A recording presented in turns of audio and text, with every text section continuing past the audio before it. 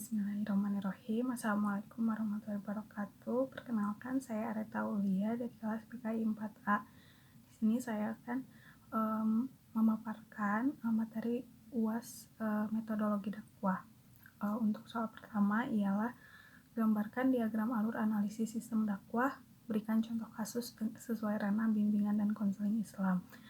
Saya akan menampilkan di sini alur analisis sistem dakwah, di mana di situ ada identifikasi atau mad'u, pemetaan dan desain atau medan, perencanaan materi, media, metode, dan yang terakhir ada pelaksanaan, tujuan, dan respon.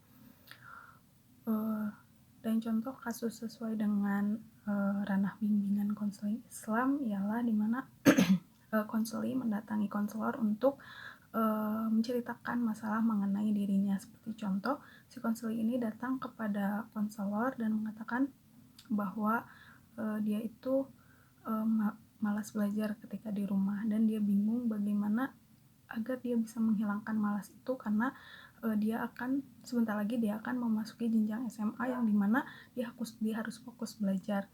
Maka si konselor menanyakan kenapa penyebab si konseli ini malas belajar ketika di rumah, dan si konseli pun menjawab karena dia selalu bermain gadget tanpa tidak tahu waktu. Dan si konselor pun menanyakan kepada si konseli bagaimana hal untuk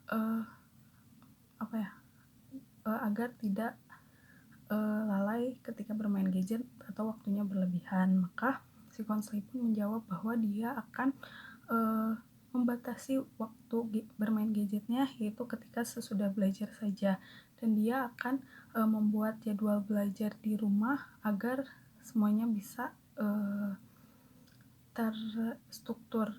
Dia bisa belajar, dia bisa main HP tanpa waktu yang tidak dibatas. Nah, setelah itu ketika si konselor tahu apa yang ingin si konseli lakukan, maka di sini konselor mensupport, membimbing, dan mengawasi hal apa yang akan dilakukan oleh si konseli ini agar apa yang dia inginkan, tujuan apa yang diinginkan bisa tercapai. Dan dari situ pelaksanaan itu bisa dilaksanakan oleh si konseli, dan ketika pelaksanaan itu sudah dilakukan oleh si konseli, maka si konselor pun nanti mencoba mencari tahu kepada si konseli bagaimana, atau menanyakan bagaimana apakah hal yang dilakukan itu sudah berhasil atau tidak. Mungkin itu contoh kasus mengenai alur analisis dakwah. Untuk nomor 2, berikan analisis SWOT atau Strength, Weakness, Opportunity, dan Threat tentang kecenderungan gerakan dakwah di Indonesia. Mengenai analisis SWOT dari gerakan dakwah di Indonesia, untuk kekuatannya dalam gerakan Indonesia, di Indonesia sudah mempunyai ormas yang sangat banyak, terus maju juga. Itu yang membuat gerakan Indonesia kuat, dan para ulama-ulama baru pun sudah bermunculan gitu. Jadi gerakan di Indonesia bisa dikatakan kuat berkat mereka, dan dengan aktivitas dakwah yang selalu mereka laksanakan, itu pun membuat masyarakat sekarang banyak yang mengikuti dakwah di Indonesia. Nah, untuk weakness atau kelemahannya, karena masih banyak orang-orang yang mungkin tidak peduli dengan dakwah, masih belum peduli dengan Islam. Jadi banyak orang-orang yang belum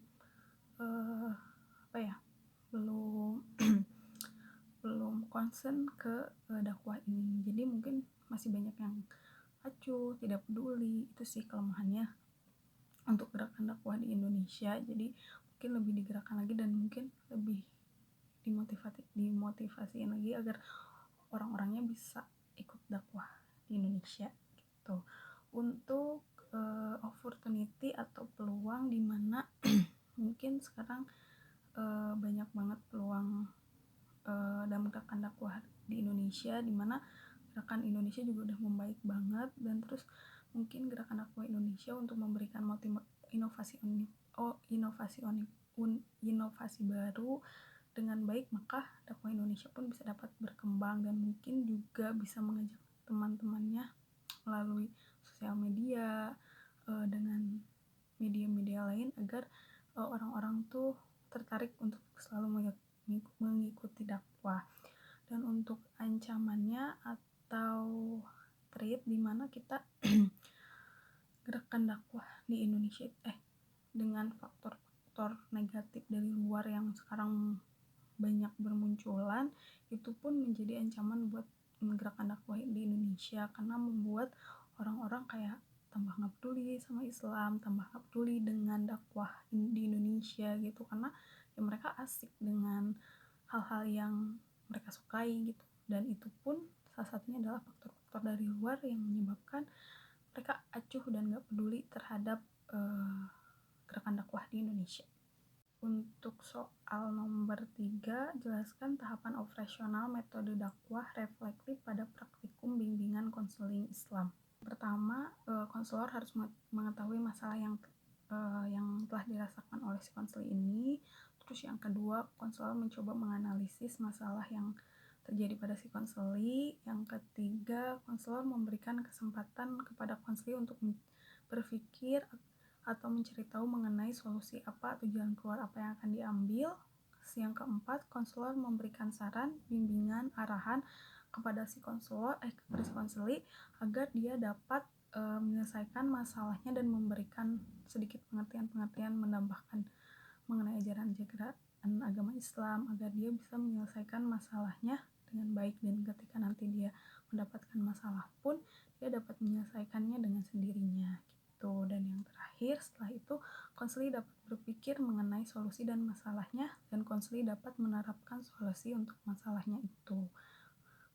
Untuk nomor 4 ialah bandingkan dan jelaskan metode riset dakwah partisipasif untuk jurusan BKI dan PMI. Nah, metode riset dakwah partisipasif untuk jurusan BKI contohnya di mana konselor memahami masalah dan situasi yang sedang dirasakan oleh si konseli. Konseli pun berpartisipasi atau memikirkan bagaimana cara untuk mencari tahu solusi atau jalan keluar dari masalahnya. Peran konselor di sini untuk membantu konseli memutuskan solusi dari permasalahannya dan mensupport apa yang akan dilakukannya. Setelah menemukan solusi dari permasalahannya, maka konselor dan konseli menyepakatinya, lalu konseli melakukan solusi atau jalan keluarnya. Dan di sini si konselor pun masih membimbing dan mengarahkan si konselinya.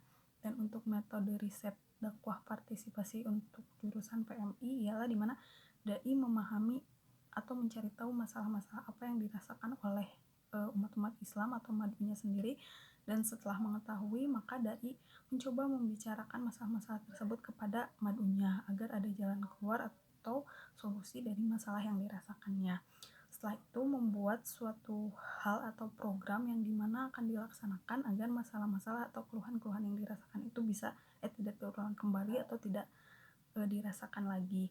Nah, setelah itu setelah menerapkan hal atau program yang akan dilakukan, maka dari situ dilaksanakanlah program-program tersebut, dan dai dan madu pun ikut serta atau ikut berpartisipasi dalam program-program tersebut gitu. Dan untuk perbedaan dari metode riset dakwah metode riset dakwah partisipasi untuk BKI dan PMI, mungkin ketika di BKI itu dimana sih jurusan BKI madunya bisa sendiri dan bisa juga berkelompok, tapi mungkin untuk PMI madunya itu lebih ke kelompok atau banyak orang. Soal nomor 5 ialah kemukakan makna dakwah wasatiyah menurut Al-Quran, hadis, ulama klasik, dan ulama halaf atau kontemporer. Ya, menurut Al-Quran ialah keadaan paling adil, paling baik, paling pertengahan, dan paling berilmu. Sehingga umat Islam adalah umat yang paling adil, paling baik, paling unggul, paling tinggi, dan paling moderat dari umat lainnya. Sudah tercantum dalam Quran surat Al-Baqarah 238, Al-Qalam 28, dan Al-Adiyat ayat 5. Sedangkan wasatiyah menurut hadis ialah Umat Islam merupakan umat terbaik yang terpilih yang disebutkan dalam kitab suci Al-Quran. Nilai keadilan yang penting, masyarakat yang mampu menyeimbangkan antara urusan dunia dan akhirat, memegang prinsip berada dalam jalan yang lurus. Sedangkan wasatiyah menurut ulama klasik yaitu Imam Al-Qurtubi mengatakan bahwa wasatiyah ialah umat yang berkeadilan dan paling baik karena sesuatu yang paling baik adalah yang paling adil. Dan wasatiyah menurut ulama kontemporer yaitu Quraisy Shihab menyatakan bahwa wasatiyah ialah sebagai keseimbangan dalam segala persoalan hidup duniawi maupun ukhrawi yang selalu harus disertai dengan upaya menyesuaikan diri dengan situasi yang dihadapi berdasarkan petunjuk agama dan kondisi objek yang dialaminya. Mungkin segitu yang bisa saya sampaikan. Mohon maaf bila ada kesalahan atau kekeliruan dalam menyampaikan materi pada hari ini. Saya ucapkan terima kasih sekali lagi. Assalamualaikum warahmatullahi wabarakatuh.